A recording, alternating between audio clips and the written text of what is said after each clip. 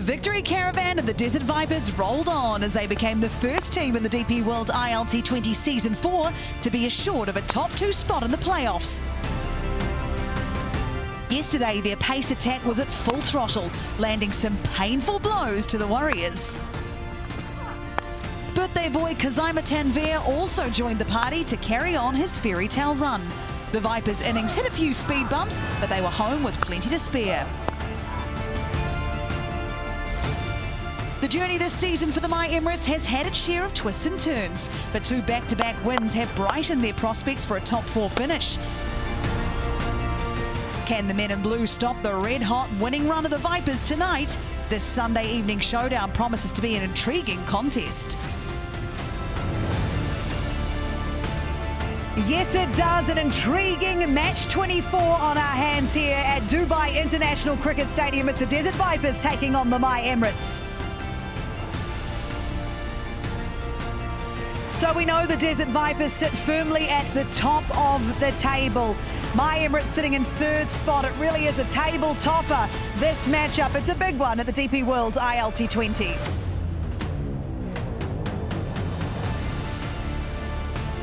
Thank you so much for joining us here at Dubai International Cricket Stadium. It's a beautiful night for a game of cricket. It is 1v3. The Vipers were brilliant here last night. Can they back that up, or will My Emirates be too good? Let's head out to the middle now with Alan Wilkins and the 2 captains for the all-important toss. I was going to let Lockie Ferguson pick the ball up there. You might want to do that if he wins the toss. It's 2 teams at the top of the DP World ILT20 table right now. 2 teams who played and won yesterday. And we got our toss representative Shahbaz Kamran Khan alongside Roshan Mahanama, former World Cup winner with Sri Lanka. Karen Pollard wearing the blue of My Emirates and wearing the green. It's Lockie Ferguson for the Vipers. The coin. Right, Lockie, go on. Heads. Heads is the goal. It is heads. Now that coin went up a long way, but you knew exactly what you wanted to do. What are you going to do, Kyron? We're going to bowl first. We're not going to take that chance and bat first. Not sure what's going to happen there. Right, you're going to bowl. It's all coming together a bit now for My Emirates, isn't it? And you won yesterday, a good win yesterday, and Capitals won today, so you need to win to go above them. Well, yeah, thanks to that result, I didn't know the result of that game. But, having said that, for us, as I've always said, we just try to focus on what we need to do. It was a very important game for us, yesterday against ADKR, and I thought the guys rallied, pretty well, getting 180 and then defending it. I thought it was a good effort. The preparation for a match like this against the league leaders, do you look at their strengths and their weaknesses, or do you just concentrate on what you're doing? You want to concentrate on what you have to do as well, most important, but you also have to have a little small eye on what their strengths are as well, because you don't want to be coming into a match sort of blindsided. So, we have had a look, at that. We played against them, before down in Abu Dhabi. I think it was a game that we should have won, and then watching them play after a couple of games. So we have a little bit of insight, but hopefully we can, penetrate that insight and see what happens. Bit cooler here tonight as well. Yeah, not the typical Caribbean weather I was enjoying in the first part of the tournament. But having said that, this is professional sports. You got to crack on. Absolutely. All right, thanks, Kyron. Thanks very much indeed. All the best, so, Kyron Pollard's won the toss, and they're going to bowl first, which means you're going to have a first knock on here. How do you feel about that, Lockie? Yeah, good. Look, last night we obviously had the chance to play on the wicket. It was an interesting wicket, so we're expecting much the same tonight. What did you take from last night's game? The fact that you were chasing 90, lost a few wickets along the way, but what did you take from the game? 2 points, mainly. That's always a good start, but no, look, it was a tricky wicket. I'm sure it will play maybe different tonight. They've had a bit more time to prepare it, but again, we're batting first, so it's important to set a total. Players are coming and going from the tournament. We know that the Sri Lankans have gone. I've just heard that Noor has left your group. Anyone else I should know about, or we should know about? No, Noah's off. We wish him all the best at the SA League. Case will come in tonight, and Sanjay, local player, is making his debut tonight. Right, and you're rested after last night, of course? I hope so. Lucky, thanks a lot. Cheers. Don't put the pads on yet, though.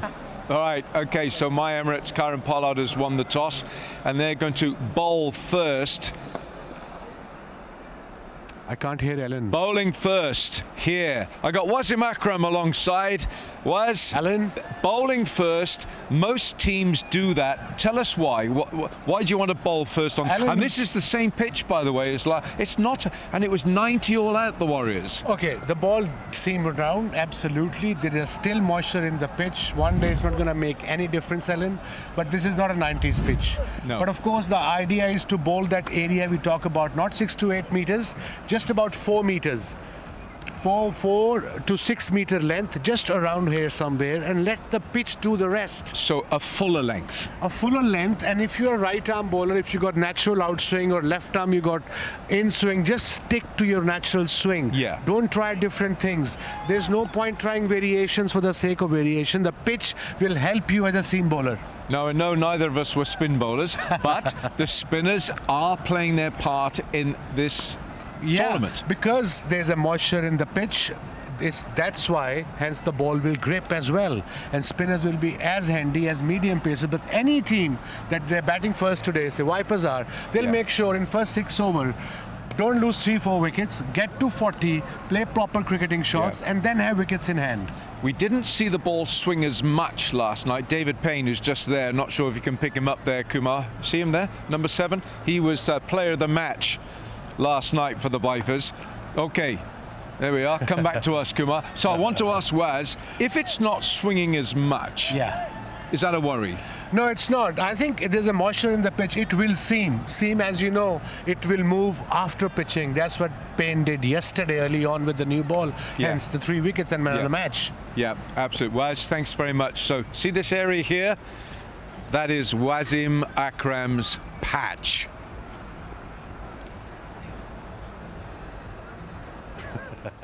Thank you, Ellen. Thank you very much for that. And this is my patch here, and Andy Flower joins me again. And Mike Haseman, where have you been all my life? I've been all over the place. I've been in Abu Dhabi. I checked out the weather in Sharjah. That wasn't good. Went back to Abu Dhabi. Yeah, good on you. Good on you. It's been going swimmingly well, though, is my understanding of it. Yes, swimmingly being the operative word. Yes. An interesting matchup we have here on our hands tonight. We saw the Vipers, maybe not in full flight, but in some sort of flight last night. A few hiccups when it came to their batting, but they've been so dominant throughout. I can't see much changing here tonight. Can you? Yeah, they have. And you know, it's a side that's played really well. I've liked the way they played. I mean, we've got to remember they've won those close games, which is just extraordinary. Those 3 real thrillers. They've had 5 last over finishes. It's been quite amazing with the Vipers. So they're there. They're at the top, and they've now qualified to the top 2. So good luck to them. Yeah, good luck to them. And good luck to my Emirates, who have had a topsy-turvy time. Some really good stuff, some interesting stuff, and some work-ons.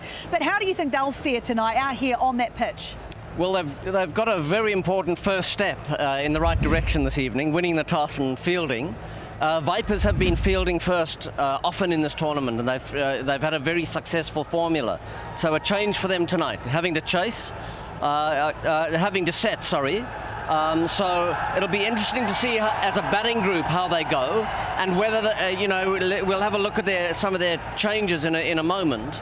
But with all that power in the My Emirates side, there's power all the way down the order, especially in the middle. Pooran, Pollard, Romario, Shepherd. That's incredible batting power to have in your locker. It certainly is. It certainly is a very exciting team to watch, that's for sure. But the Desert Vipers have really set the standard, I think, to be fair. How to get those ugly wins, how to get the good wins. They're just winning. But let's have a look at the way they're winning and what is the key to their success so far. So if you come and have a look, boys, you see here, so Sam Curran, I mean, he's doing a superb job. As the run getter, he is scoring some incredible runs as well as taking wickets. Yeah, very confident with his game at the moment in every facet.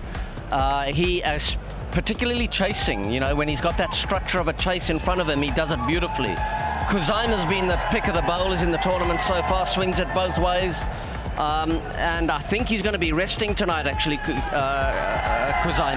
But you see all the contributions that the Desert Vipers players are making. Best bowling economy, best batting average against the quicks, joint most 50-plus opening stands. Now, you wouldn't think Fakhar Zaman, Andries Goose, and then when Andries got injured, Max Holden coming into the side. They haven't been huge scorers, but they have been really effective, and they've been blunting the attacks and allowing Sam Curran and these other guys to come in and be effective in the middle order.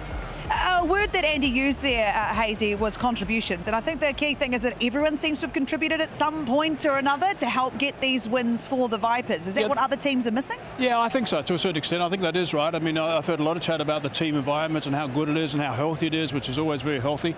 And I think that's definitely the case. The guys have a clear, tight unit. There's Lockie Ferguson having a little bit of a chat. Sam Curran, of course, with the skipper beforehand. A couple of very good leaders, a couple of inspirational leaders, really, the way they take the responsibility. And they've got very good cricketing brains, which is important, of course. But they spend a lot of time. You speak to some of the younger guys involved with that lineup. They spend a lot of time in that change room chatting to the blokes and really encouraging them. And it's all about positive reinforcement, which, of course, is the way you've got to go. It certainly is. And their bowling attack is by far and away the best in the tournament so far. We've seen led superbly last night by David Payne. He was brilliant. He chatted to us after the game. He's obviously a real thinker of the game. He cares very much about it. I enjoyed hearing the way he spoke about the game and his performance last night. Can he get the same here tonight in these conditions, would you say? That much swing? Well, the sort of climatic conditions are very similar to last night. Ball should swing again, even in the second innings when he bowls. He's been outstanding. He's played for England. He's played for Gloucester for many years. Got tons of experience. Swings it both ways. And when he needs slower balls, he's got an excellent slower ball. Very good tactical bowler. So the two left armers, Payne and Sam Curran, have been outstanding. All round. This was going across Johnson last night, Johnson Charles, and going full and straight at Tom Kohler-Cadmore. The last time these two teams played, by the way, as you look at that final wicket for Payne, the last time they played, it was a thriller in Abu Dhabi, and they tried to get a bye off the last ball, which would have taken it to a super over, and Aravind as the replacement keeper to one of his hosts threw the stumps down, which was brilliant work. But Payne got 3 wickets in 1 over, got them right back, and they turned the whole game on its head and got them right back in. So he's a big-time player, and he's someone who likes to contribute, and I like the way he swings the ball, I like the way he starts. That sets the tone as well. It certainly does set the tone. So we've got quite an interesting matchup here on our hands. It's 1v3 in the DP World ILT20. And if you want to get involved, there are ways in which you can do it with us here. So before the match begins, let me remind you about your chance to be part of the action. Visi Smart TV presents Jalwa Dikau in Ampao contest. You can show your energy, show your passion. Participate now and win exciting prizes only with Visi Smart TV, a smart TV that has it all. All right, we're going to take a short break here at Dubai International Stadium, and when we come back, we'll take a look at the two teams, the Vipers taking on My Emirates. It's not far away on Cricket Safari.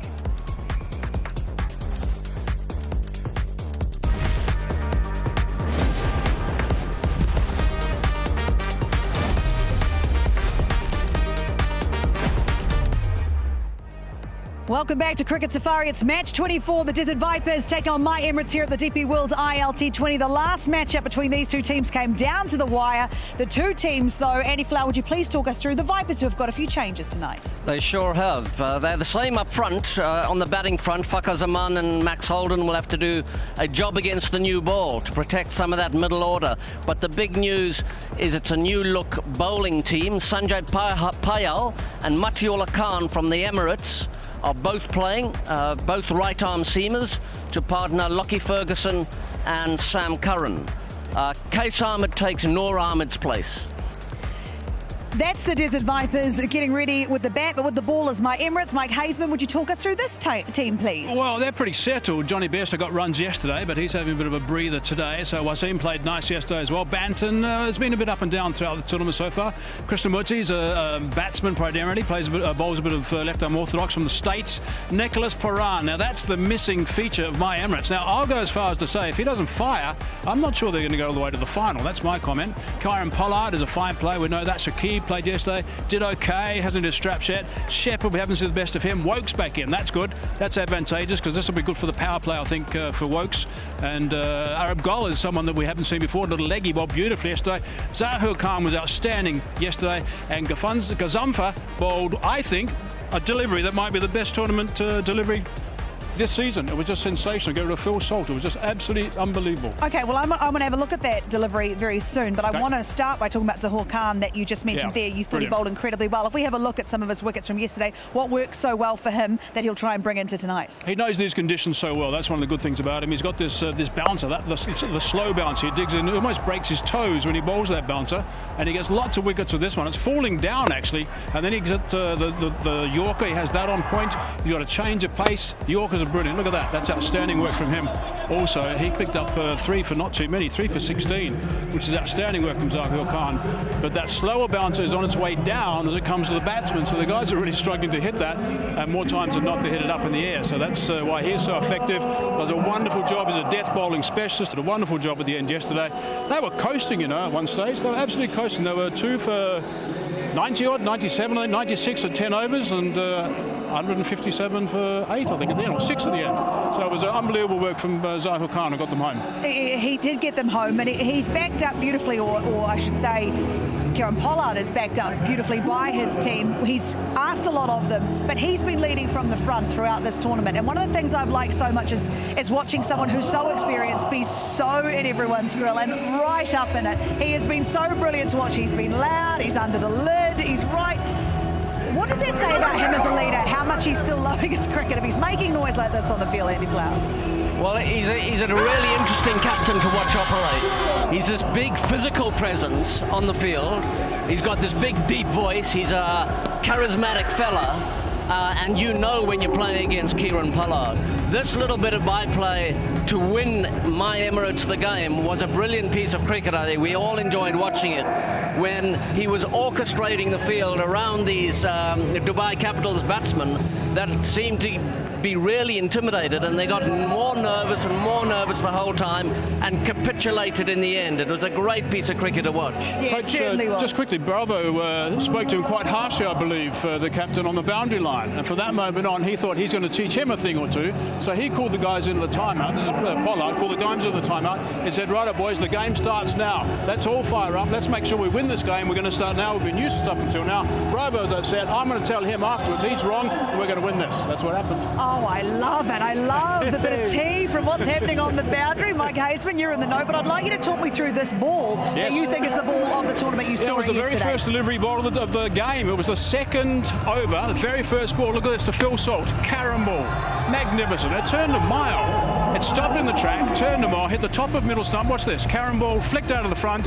Look at that. Goes like a leggy. And Phil Salt was just trying to defend it. I mean, I thought it was just absolutely sensational. I was on air at the time. I thought it was just a miraculous delivery at that stage to get someone like Phil Salt who can be so dangerous.